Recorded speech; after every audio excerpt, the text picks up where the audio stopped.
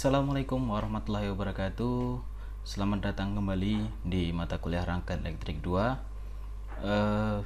Minggu lalu kita sudah belajar, sebelum UTS ya, kita sudah belajar mengenai rangkaian 3 fasa. Nah, untuk minggu ini kita melanjutkan materi minggu lalu, yakni tentang rangkaian kopling magnet atau rangkaian terpadu dengan magnet.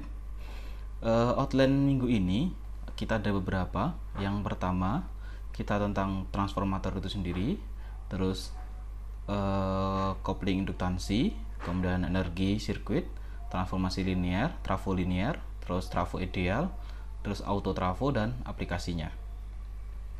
Oke, yang pertama kita masuk ke transformer. Transformer itu merupakan perangkat listrik yang dirancang berdasarkan konsep kopling magnet. Jadi, kalau kita ingin mempelajari tentang trafo, nanti kita akan pelajari terlebih dahulu apa itu konsep kopling magnet. Karena trafo merupakan produk yang menggunakan prinsip dari kopling magnet itu sendiri. Nah, trafo itu menggunakan kumparan yang dipasang secara magnetis untuk mentransfer energi dari suatu rangkaian ke rangkaian lainnya. Dan elemen rangkaian kunci untuk meningkatkan atau menurunkan tegangan atau arus AC. Jadi trafo juga nanti dapat berfungsi sebagai peningkat atau penurun tegangan atau arus. Oke, kita bahas ke materi yang pertama, yakni tentang tadi konsep mutual induktansi. Berarti kita akan masuk ke mutual induktansi. Mutual induktansi itu apa gitu, ya kan? Mutual induktansi itu kemampuan suatu induktor untuk menginduksi tegangan pada induktor lainnya dan diukur dalam satuan Henry.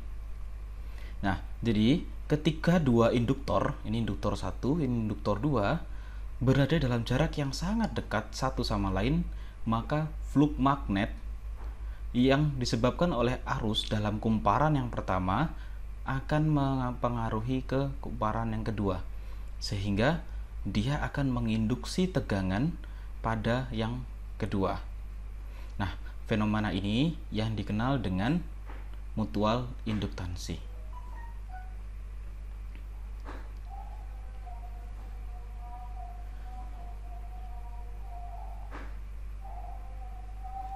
Oke, perlu diingat bahwa mutual coupling itu hanya ada ketika induktor atau kumparan berada dalam jarak dekat dan rangkaian digerakkan oleh sumber arus yang memiliki varian waktu.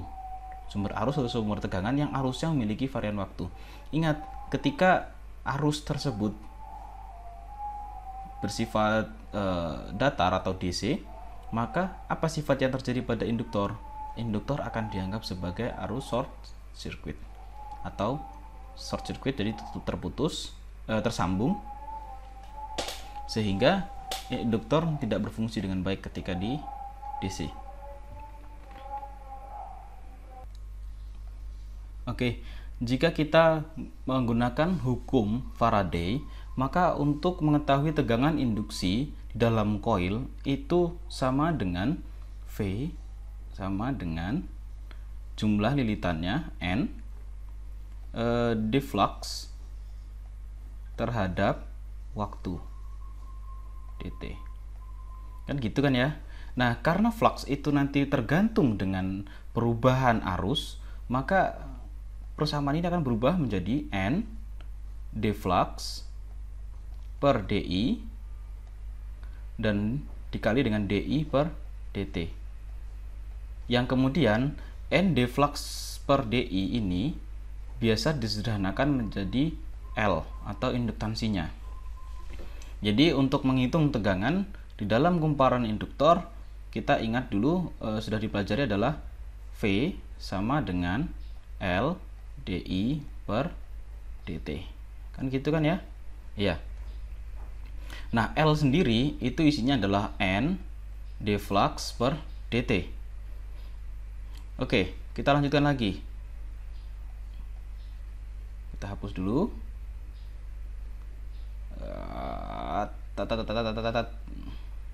Ya, sekarang flux itu ada beberapa jenisnya. Yang pertama, flux di diri sendiri, ini saya gambarkan sebagai flux 11, dan flux yang menginduksi ke tangganya, yaitu flux 12. Jadi di dalam satu rangkaian ini fluxnya itu besarnya untuk induktansi 1 adalah flux 11 dan ditambah dengan flux 12.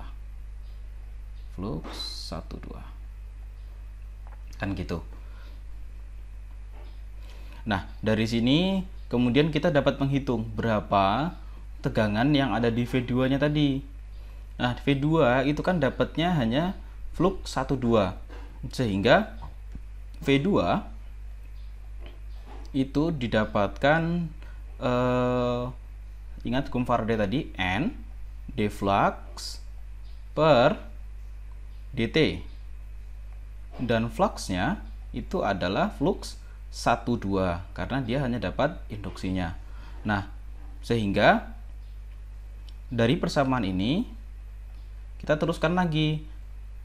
Flux itu kan berubah berdasarkan arusnya, sehingga nilainya jadi N d flux 12 per dI dikali dI per dt. I-nya I mana? I1 otomatis, karena yang punya arus adalah I1. Nah, besarnya N d flux 12 per dI ini yang kemudian disederhanakan atau disebut dengan namanya couplingnya atau M-nya, atau disebut dengan mutual induktansinya. M21 itu adalah dI1 per dt-nya. Begitu juga sebaliknya, jika kita berikan arus atau sumber arus di sisi lilitan kedua, yang ini sebagai contoh tadi, maka yang menjadi sumber adalah yang sini, yang 2, kumparan kedua, sehingga dia nanti punya flux sendiri yaitu 22 dan flux 21 yang mempengaruhi ke lilitan yang pertama, sehingga nanti menggunakan persamaan yang sama dengan yang tadi. Maka untuk mendapatkan V1 kalau sumbernya ada di V2 menggunakan M12 dI2 per dt, di mana nilai keduanya yaitu M21 dan M12 itu nilainya sama. Kan gitu kan ya. Oke. Di sini ada keterangan M21, M12. Sebenarnya maksudnya itu adalah di sini menunjukkan bahwa induktansi ini menghubungkan tegangan yang diinduksi ke dalam koil 2 ke koil 1. Kalau 1, 2 kebalikannya, hanya seperti itu. Oke, mudah kan ya? Lanjut ke materi berikutnya, yaitu tentang dot convention, masih di mutual induction juga, masih di mutual induktansi. Nah, jika harus memasuki terminal dot dari suatu kumparan, polaritas referensi dari tegangan timbal balik di kumparan kedua adalah positif di terminal dot dari kumparan kedua. Nah, di sini yang saya maksudkan dot, di sini juga ada dotnya. Ini untuk memudahkan kita melihat nantinya, karena di dalam rangkaian biasanya yang dituliskan dotnya tidak digambarkan sedetail ini. Nah, dot di sini untuk memudahkan kita untuk melihat arah fluxnya atau arah induktansinya nanti, induksinya, arus induksi dan tegangan induksinya. Nah, untuk ini untuk yang pertama kita lihat arahnya ini adalah ke sana lilitannya ya. Maka kalau kita lihat seperti ini, kita menggunakan kaidah tangan kanan. Apa yang terjadi? Arah fluxnya kemana? Ada yang bisa menggambarkan? Ya, arah fluxnya adalah ke atas. Lalu kita cek yang kedua, arah fluxnya, arah lilitannya ke sana. Maka yang terjadi adalah fluxnya arahnya ke sana. Ini yang kuning tadi, kalau kita teruskan sampai ke lilitan kedua, arahnya pun ke sana, sehingga nanti besarnya di sini adalah positif karena dia sama arahnya. Nah, mutual induktansi tentang konvensi dot untuk gulungan secara seri tadi sudah saya jelaskan tentang dot tadi kan ya. Sini masuk, di sini masuk juga, berarti di sini dikatakan nanti adalah sifatnya positif, yaitu L sama dengan L1 ditambah L2 ditambah 2M. Untuk dot yang berkebalikan posisinya, maka dia akan menjadi negatif. Itu. Masih di mutual induktansi. Nah, di mutual induktansi kita nanti akan berurusan dengan dua analisis. Yang pertama analisis dengan domain waktu. Domain waktu berarti kita menggunakan omega t biasanya di situ, jadi cos atau sin dan sebagainya, karena sinyal yang kita miliki adalah berdasarkan waktu. Ada sudutnya juga nantinya, sehingga kita bisa menghitung, kita bisa menganalisis berapa induktansi yang terjadi di sini. Nah, analisis yang kedua yaitu kita menggunakan analisis frekuensi domain. Frekuensi domain berarti kita merubahnya ke dalam domain frekuensi, yaitu di omega tadi. Oke. Nah, coba kita ingat-ingat yang pernyataan sebelumnya tentang arah dari induktansinya. Sekarang kita punya dot di sini dengan arah arus ke sana. Berarti nanti dia memiliki arah fluksnya ke bawah, sehingga dia nanti punya induktansi ke bawah. Sedangkan yang satunya dotnya ada di sini, ya kan? Kemudian arah arus masuk ke dalam dot, sehingga arahnya pun akan ke bawah. Nanti nilai M-nya pasti akan bernilai dengan nilai positif, gitu ya. Sebagai contoh, kita lihat di sini. Hitung arus fasor I1 dan I2 dalam rangkaian yang ditunjukkan di bawah ini. Ya. Kita diminta untuk menghitung arusnya. Bagaimana? Yang pertama, kita lihat dulu kedua dot ini untuk memudahkan kita. Setelah kita lihat dotnya ini, tadi arah arusnya kan masuk ke dot, sehingga induktansinya akan turun. Maka nanti kita bisa masukkan di sini variabel induktansinya, yaitu bernilai positif karena dia arahnya ke sini. Dan seterusnya, dan satunya kita juga punya sama. Di sini induktansinya arah arusnya seperti ini. Arah arusnya dia meninggalkan dot. Berarti nilai induktansinya akan naik. Karena nilai induktansinya naik, maka kita bisa membuat ke variabel sumbernya itu kebalikannya. Di sini positif, di sini negatif. Nah, rangkaiannya kita sambung seperti ini. Nah, setelah ini kita tinggal menghitung besarnya nilai dari ini dulu pertama. 12 sudut 0. Kemudian ini sudah dalam frekuensi domain ya.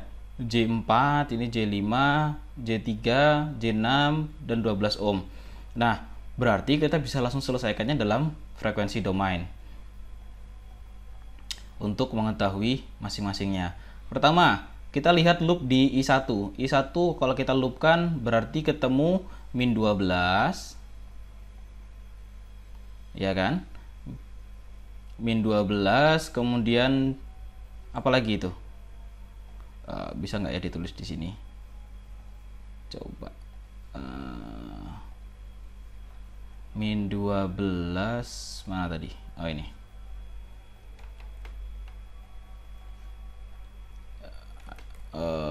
Insert save. Oke. Yang sini ya. Layout, insert, save. Oke. Berarti kita punya untuk loop 1. Loop 1 itu besarnya adalah yang pertama min 12 sumbernya ya. Lanjut min J4, lanjut plus J5, lanjut ditambah tadi sumbernya untuk M-nya, karena di sini tadi positif ya, negatif ya, berarti ketemunya adalah min 3. Oke, di sini masih ada yang kurang. Untuk loop gimana bilangnya? Ulangi.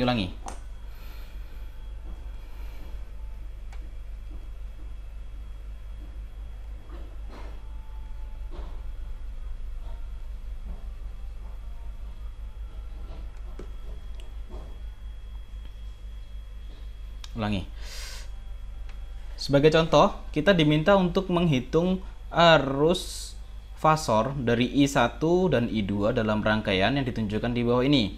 Seperti ini rangkaiannya kita punya. Lalu di sini ada dot sebagai penunjuknya, ya. Arah arus masuk ke dot berarti arahnya ke sana, maka induktansi nilainya kita bisa buat seperti ini. Ini positif, ini negatif. Ini negatif, ini positif. Nah, kan dia menguatkan ya posisinya ya. Lalu yang di sini arah arus adalah meninggalkan dot, berarti arahnya induktansinya ke atas, sehingga inilah induktansinya kita bisa buat ini positif, ini negatif. Nah, ini kita bisa sambungkan ke rangkaiannya untuk tambahan tadi. Nah, nilai positif dan negatif ini adalah si mutual tadi. Sehingga ketika kita hitung nantinya kita bisa mengetahui dari loopnya. Yang pertama, kita coba selesaikan untuk loop yang pertama. Ya, kita insert shape text box. Oke, yang pertama untuk loop 1, kita gunakan KVL di I1, berarti itu adalah min 12 ditambah ada apa lagi setelah itu J4 dan J5. J4 dan J5 itu nilainya adalah minus J4 ditambah J5 dikalikan dengan I1, ya kan ya. Kemudian dikurang 3J I2 karena dia dapat tambahan dari tetangganya. Oke, setelah itu untuk loop 2 bagaimana? Kita teruskan saja.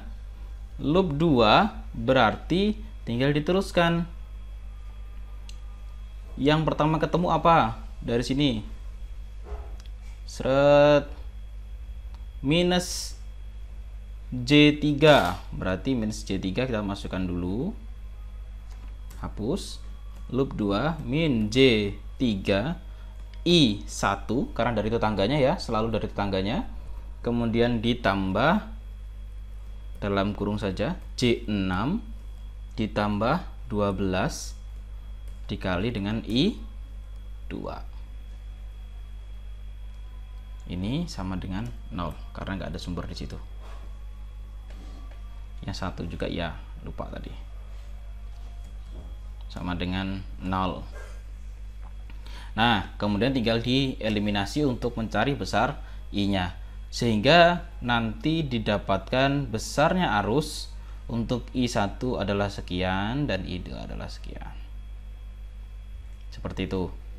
Itu untuk mutual induktansi sebagai dasar ketika kita akan berbicara tentang transformator atau trafo. Jadi dasarnya itu ada di mutual induktansi. Mutual induktansi lebih tepatnya di konsep ini nih.